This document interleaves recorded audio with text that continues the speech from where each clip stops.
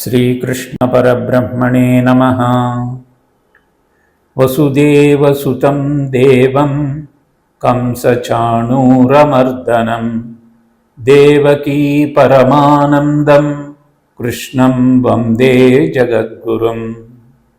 Welcome back, viewers. In the last episode, we have covered up to 10 slokas in the first chapter of Arjuna Vishada Yogam. Now we start with the 11th sloka in this episode. 11th sloka reads like this. Ayaneshu cha sarveshu yatha bhagamavasthitaha bhishmamevabhirakshantu bhavantas sarvayevahi. Continuing his dialogue with Dronacharya, Duryodhana is advising Dronacharya to station themselves, to position themselves at all the entry points of the strategically laid out army so as to protect and safeguard Bhishma. Ayaneshu cha sarveshu yatha bhagam avasthitaha. So you place yourself at the entry places. For what purpose? Bhishma mevabhirakshantu. You have to protect Bhishma, bhavantaha, all of you, sarvayevahi, from all sides. From all sides you have to protect Bhishma. He is saying this to Dronacharya. So why is giving this particular advice to Dronacharya is that Bhishma is the chief of the army on Kaurava's side. For his guru, he is giving an advice how to protect Bhishma. So next, Bhishma overheard this conversation. So he is a very talented warrior, a mighty personality, Kuru Pitamaha. So in the next sloka, Tatra samjanayan harsham puruvruddham pitamaha Simhanadam vinajyauchaihi Senkham dadmau pratapavan. Tasya samjanayan harsham. In order to create cheer and happiness to Duryodhana, Kuruvruddhaha pitamaha, the elderly person of Kuru clan and also the grandsire, what he has done? Simhanadam. He roared like a lion. Simhanadam vinad yuchaihi. He roared like a lion loudly and Shankham dadmau pratapavan. And he has blown his conch shell. Dadmau. Dadmau means blowing. Shankau, conch shell. He has blown his conch shell in order to create cheer in the mind of the Duryodhana, because probably Bhishma observed the panicky nature of Duryodhana, so to raise his esteem, he has blown his conch shell. Then after hearing that, the other warriors also started beating trumpets, blowing vigils, cow horns, trumpets, all these things happened, and an atmosphere is created, a battle-like atmosphere is created there. Tatas senkhascha bhairyascha panamanaka gomukhaha sahasaivabhyahanyamta sashabdas tumulo bhavat. Tumulo bhavat means very terrific sound. So, a terrific sound was created by beating of the trumpets, by blowing the vigils. What are all the instruments there? Panavanaka gomukhaha. There are so many musical instruments being used in the army. Means at the beginning of war, all these things will happen so as to arouse, what we call a war spirit among the forces. So that's happening. Then At that moment, tataha svetairhayairukte mahati syandane sthitau madhavah pandavaschaiva divyau senkhau pradhadmatuhu. Then the entry of Lord Krishna along with Arjuna in a magnificent chariot is being portrayed in this 14th sloka. Whenever I pass through this Arjuna Vishada Yoga, I stop 2-3 minutes and repeat this sloka because it's the entry that's beautifully portrayed there. Tataha, at that time, svetair hayair yukte, white horses, a chariot yoked with white horses, and that chariot is Mahati. The name of the chariot is Mahati, which was given as a gift by a Lord of Agni during Khandava Dahana. Syandana means chariot. Mahati Syandane Sthitau. They are well positioned, well stationed in that chariot, being driven by the horses. And Madhavaha Pandavaschaiva. Krishna, Lord Krishna, along with Arjuna, they entered the battlefield blowing their conches. Divyau Senkhau Pradhatmatu.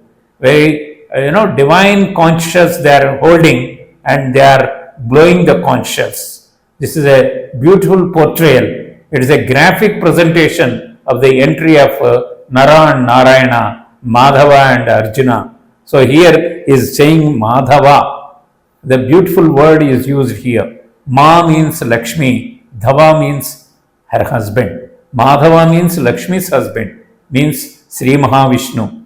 When there is Lakshmi, there will be victory and prosperity. So it is signifying, using these words signifies that they are the winning side. That has to be understood. Then what happened? The 3-4 slokas next consecutively, they talk about the conchal names. See, the detail in Mahabharata is so detailed, like a sculptor when he carves a beautiful idol, he goes into very minute details. So that details are available, that type of details are also available in Mahabharatam, especially in Bhagavad Gita. Every person is having a conchal of its own name. He is giving the list and the various names again here. Panchajanyam Hrushikeso Devadattam Dhanam Jayah Poundram Dadmau Mahasenkham Bhima Karma Vrukodaraha. The conch shell being blown by Hrushikesa. Hrushikesa means again Narayana or Lord Krishna. That name of the conch shell is Panchajanyam. Similarly, the conch of Dhananjaya means Arjuna. It is Devadattam. And the conch name of Bhima is called Poundram. And here he has used Poundram Dadmau. They have blown, they are blowing their conches. This is for Bhima, he has given 2 adjectives here. Bhima Karma Vrukodaraha. Bhima Karma means mighty acts he can do. And Vrukodaraha, his stomach is like a wolf's belly. Vruka means wolf. He is having a belly like a wolf. That means it can take any amount of food, digest it and assimilate it and convert into energy. So Bhima is having a title of Vrukodara. That is also being mentioned here. Then follows the names of other conch shells who are using them. Ananta Vijayam Raja Kunti Putro Yudhishthara. Kunti Putra Yudhishthara. The words are used with a symbolic meaning there. Yudhishthira means who is always stable in a war. That is called Yudhishthara. Yuddha Sthira, Yudhishthira. Now the conch shell name is Ananta Vijayam, means infinite victory, that boundless victory. Ananta Vijayam Raja Kunti Putro Yudhishthira Nakulaha Sahadevascha Sughosha Manipushpakau. Sughosha and Manipushpaka, belong to Nakula and Sahadeva.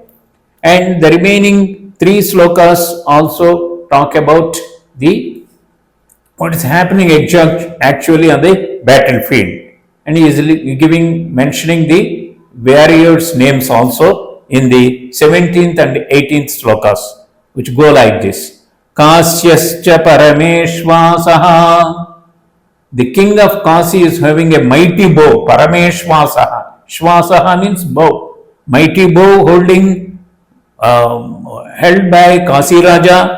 Sikhandi cha Maharatha. Sikhandi is a great charioteer, and Drishtadyumna is none other than Drupada Raja's son. Viratascha Satyakischa Parajitaha. Satyaki is, invincible, Aparajitaha. Nobody can win over him. So, Satyakischa Parajitaha.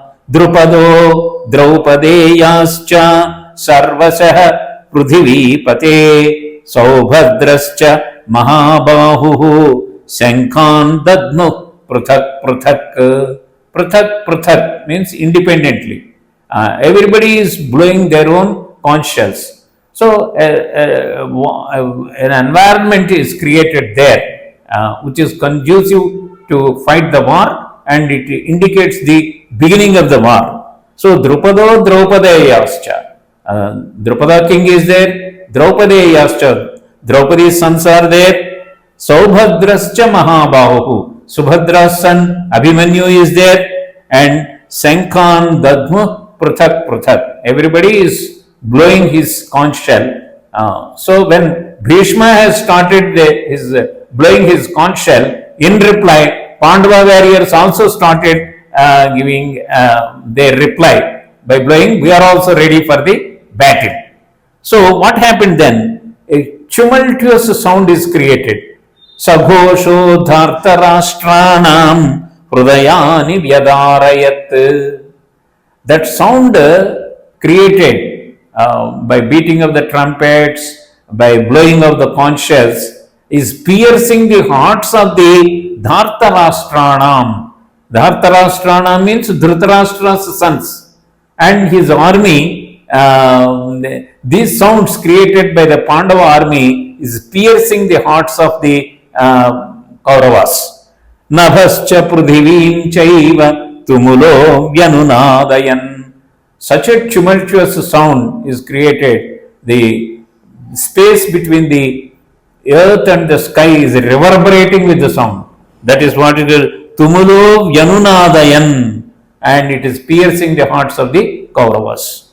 So next 20th sloka extends further how the battlefield is. Atha vyavasthitan društva dhartarashtran kapidvajah pravrutte shastra sampate dhanurudyamya pandavaha. Then what happened? O Raja, means Sanjay is addressing Dhritarashtra. So Raja, Mahipate, O Raja, Atha, after that, Kapidvajaha, means who is having Hanuman as his insignia in his flag, Kapidvaja. On the flag of Arjuna, Lord Hanuman is there. So Kapidvajaha, Pandavaha, Arjuna, he wants to see the Shastra Sampate Dhanurudyamya Pandavaha. Then he wants to look at the entire army facing him, especially the Kaurava warriors. So he has lifted his bow. Dhanurudyamya Pandavaha. Udyamya means in upright position. He was holding his bow in an upright position.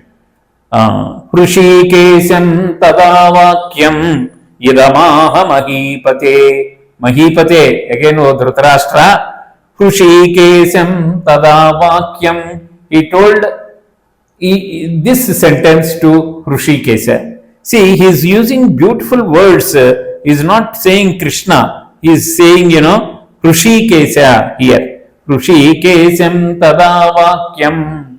Addressing the Krishna is telling as Hrishikesa, Tada Vakyam Idamaha Mahipate, is asking him, Arjuna is asking Krishna. So now Arjuna Vuvacha, now comes the first speech of Arjuna in the entire Bhagavad Gita, the first sloka from the lips of Arjuna. Senayor Ubhayor Madhye Ratham Sthapaya Me Achyuta. O Achyuta. In the earlier verse, he is called Hrishikesa. Now he is calling him as Achyuta. Achyuta. Senayor Ubhayor Madhye. Please stop the chariot in between the armies. For what purpose? Yavadetan niriksheham yodhukamanavastitan kairmaya sahayodhavyam asmin ranasamudhyame. Avastitan. They are well organized and they are assembled there with a clear intention to fight the battle. So, you please stop this chariot in a place in such a fashion that I can have a glance over all these warriors who are ready to fight with us. Then in the 23rd sloka, Yotyamanana Vetsheham Yaetetra Samagataha Dhartarashtrasya Durbuddhehe Yuddhe Priyachikirshavaha. They are all enthusiastic, Utsamana. They are enthusiastic to fight this war, to bring happiness to Duryodhana. And he is Dhartarashtrasya Durbuddhe. They are unrighteous people. Their buddhi is all Durbuddhi, not Sadbuddhi. So I want to have a look of all these people who are ready to fight with me. So that is the Arjuna's first words to Lord Krishna in Bhagavad Gita. So today's episode is talking about how well they are prepared to fight the war, and Duryodhana's egoism is well portrayed, giving suggestions to his very respectable Guru Dronacharya, and also cautioning him to take guard of Bhishma, who is a mighty warrior, and also Bhishma's response, and further continued with the response given by the blowing of the conch shells by Lord Krishna and Arjuna and others, and that is what is we have studied, or we have gone through up to the 23rd verse this way. So no message so far, but the turbulent atmosphere in the battlefield is caricatured, portrayed, graphically presented by Veda Vyasa. That's why Vyasa is called as Vyasa Vishala Buddhe. So next episode we will see from 23rd sloka onwards. Krishnam Vande Jagadguru.